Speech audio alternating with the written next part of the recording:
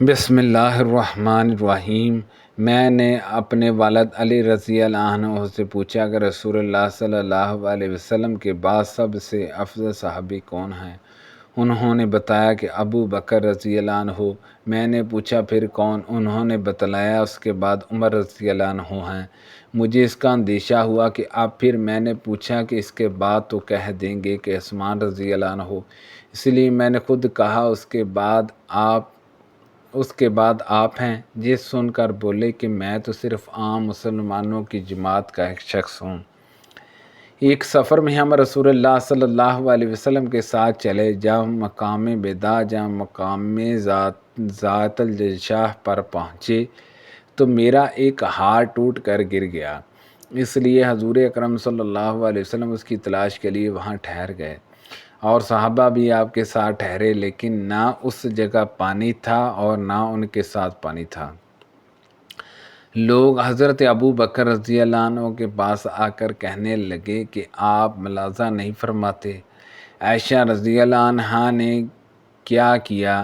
حضور اکرم صلی اللہ علیہ وسلم کو یہیں روک لیا ہے، اتنے صحابہ آپ کے ساتھ ہیں، نہ تو جہاں پانی ہے اور نہ لوگ اپنے ساتھ پانی لیے ہوئے ہیں۔ اس کے بعد حضرت ابو بکر رضی اللہ عنہ اندر آئے۔ رسول اللہ صلی اللہ علیہ وسلم اس وقت اپنے سر مبارک میری ران پر رکھے ہوئے سو رہے تھے۔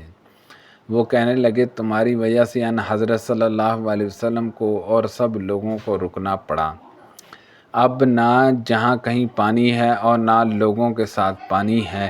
حضرت عائشہ رضی اللہ عنہا نے بیان کیا کہ حضرت ابو بکر رضی اللہ عنہ نے مجھ پر غصہ کیا اور جو کچھ اللہ کو منظور تھا انہوں نے کہا اور اپنے ہاتھ سے میری کوکھ میں کھچکانے لگے۔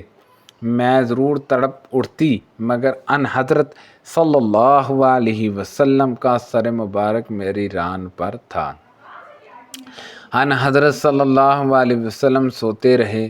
جب صبح ہوئی تو پانی نہیں تھا اور اسی موقع پر اللہ تعالیٰ نے تیمم کا حکم نازل فرمایا اور سب نے تیمم کیا۔ اس پر سعید بن حضیر رضی اللہ عنہ نے کہا کہ اے آل ابو بکر، یہ تمہاری کوئی پہلی برکت نہیں ہے۔ حضرت عائشہ رضی اللہ عنہا نے بیان کیا کہ پھر ہم نے جب اس اونٹ کو اٹھایا جس پر میں سوار تھی تو ہار اسی کے نیچے ہمیں ملا۔ نبی کریم صلی اللہ علیہ وسلم نے فرمایا میرے صحاب کو برا بلا مت کہو، اگر کوئی شخص احد پہاڑ کے برابر بھی سونا اللہ کی راہ میں خرچ کر ڈالے تو ان کے کمدگالہ کے برابر بھی نہیں ہو سکتا اور نہ ان کے آدھے مد کے برابر ہے۔ شبہ کے ساتھ اس حدیث کو درجہ عبداللہ بن داؤد، ابو معاویہ اور محاذ نے بھی حماش سے روایت کیا ہے۔ انہوں نے ایک دن اپنے گھر میں وضو کیا اور اس ارادے سے نکلے کہ آج دن بھر رسول اللہ صلی اللہ علیہ وسلم کا ساتھ نہ چھوڑوں گا۔ انہوں نے بیان کیا کہ پھر وہ مسجد نبوی میں حاضر ہوئے اور ان حضرت صلی اللہ علیہ وسلم کے متعلق پوچھا تو وہاں موجود لوگوں نے بتایا کہ حضور صلی اللہ علیہ وسلم تو تشریف لے جا چکے ہیں اور آپ اس طرف تشریف لے گئے ہیں، چنانچہ میں آپ کے متعلق پوچھتا ہوں۔ آپ کے پیچھے پیچھے نکلا اور آخر میں نے دیکھا کہ آپ قباء کے قریب براہ راست میں داخل ہو رہے ہیں۔ میں دروازے پر بیٹھ گیا اور اس کا دروازہ کھجور کی شاخوں سے بنا ہوا تھا۔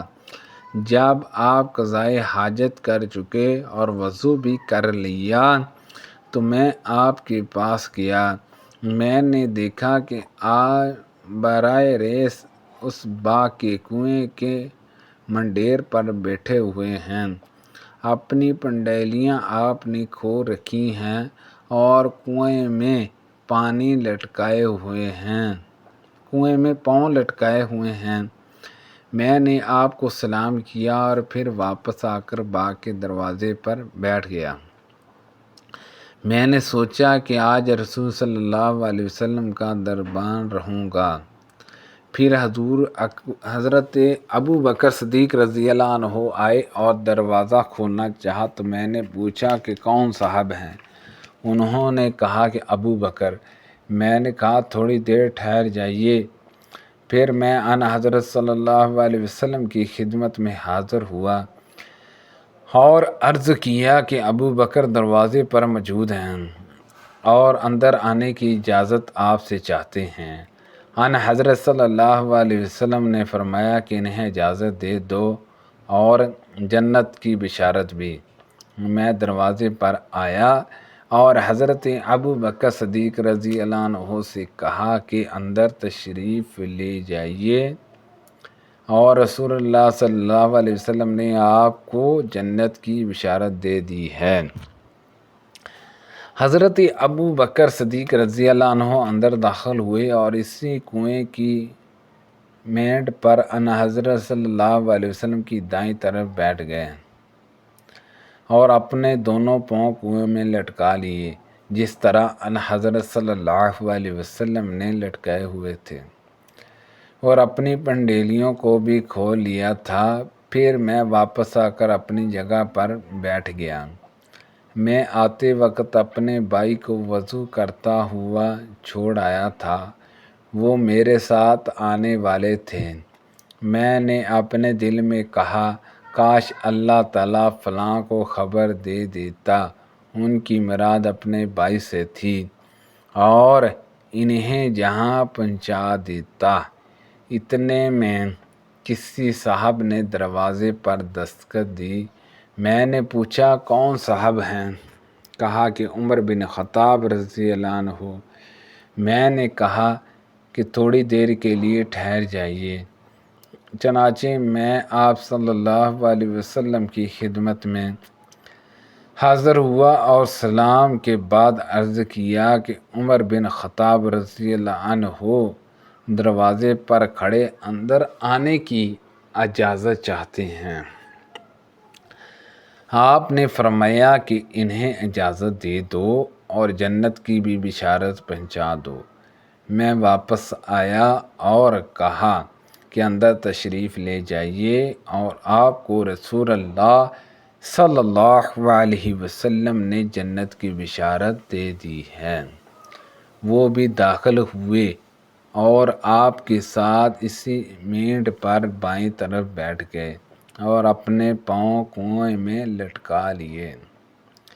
میں پھر دروازے پر آ کر بیٹھ گیا اور سوچتا رہا کہ کاش اللہ تعالیٰ فلاں آپ کے بھائی کے ساتھ خیر چاہتا اور انہیں جہاں پہنچا دیتا۔ اتنے میں ایک اور صاحب آئے اور دروازے پر دستک دی۔ میں نے پوچھا کون صاحب ہیں؟ بولے کہ عثمان بن عفان۔ میں نے کہا تھوڑی دیر کے لیے رک جائیے۔ میں آپ کے پاس آیا اور آپ کو ان کی اطلاع دی۔ آپ نے فرمایا کہ انہیں اجازت دے دو اور ایک مصیبت پر جو نہیں پہنچے گی جنت کی بشارت پہنچا دو۔ میں دروازے پر آیا اور ان سے کہا کہ اندر تشریف لے جائیے، حضور اکرم صلی اللہ علیہ وسلم نے آپ کو جنت کی بشارت دے دی ہے۔ ایک مصیبت پر جو آپ کو پہنچے گی، وہ جب داخل ہوئے تو دیکھا چبوترے پر جگہ نہیں ہے، اس لیے وہ دوسری طرف ان حضرت صلی اللہ علیہ وسلم کے سامنے بیٹھ گئے۔ شریک نے بیان کیا کہ سعید بن مسیب نے کہا میں نے اس سے ان کی قبروں کی تعویل لے لی ہے کہ اسی طرح بنے گی۔ جب نبی کریم صلی اللہ علیہ وسلم حضرت ابو بکر صدیق، حضرت عمر فاروق رضی اللہ عنہ اور حضرت عثمان بن عفان رضی اللہ عنہما کو ساتھ لے کر احد پہاڑ پر چڑھے تو احد کانپ اٹھا۔ ان حضرت صلی اللہ علیہ وسلم نے فرمایا احد قرار پکڑ کہ تجھ پر ایک نبی، ایک صدیق اور 2 شہید ہیں۔ سبحان اللہ عز و جل۔ اللہ پاک سے دعا ہے کہ اللہ پاک ان حدیثوں پر عمل کرنے کی توفیق عطا فرمائے۔ اللہ پاک اس میں کوئی غلطی کوتاہی ہو گئی ہو تو معاف فرمائے۔